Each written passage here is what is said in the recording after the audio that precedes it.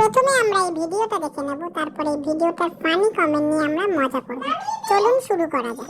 আমি কাঞ্চনকে যদি 3টে ভাগে দেখলাম, তো কাঞ্চনকে প্রেমিক কাঞ্চন দেখেছি,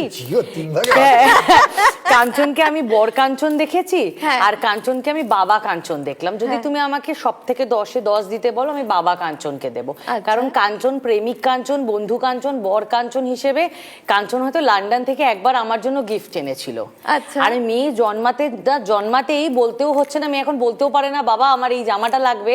কাঞ্চন দেখি প্রত্যেকদিন যখন বিধানসভা থেকে ফেরে বা কাজ থেকে ফিরছে, কি সুন্দর মেয়ে, কিন্তু জানেও না মানে কত 23 দিনের বাচ্চা, তো তার কি সুন্দর সাইজটা বুঝে, আমার বেলা হয়তো শাড়ির সাইজও কাঞ্চন বুঝতে পারে না, কিন্তু নিয়ে আসছে।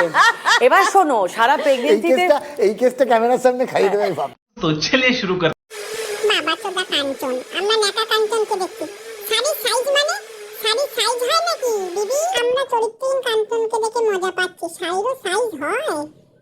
বাবা এই জামাটা লাগবে। না না দাদু এই জামাটা লাগবে।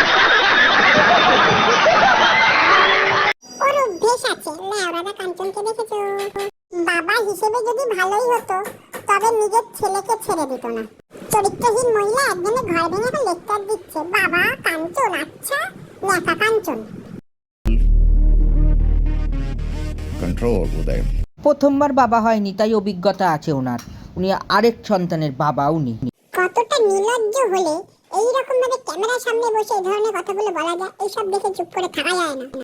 আর আমরা ফট কাঞ্চনকে দেখছি, লজ্জায় ব্লাউজের সাইজ না বলতে পারে শাড়ির সাইজ বলে ফেলেছে।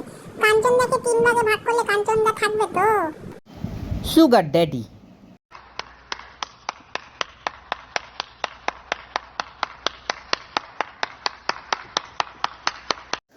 দুজনকেই থাপ্পড় মারলে আমাকে 10-এ 10 দেবে।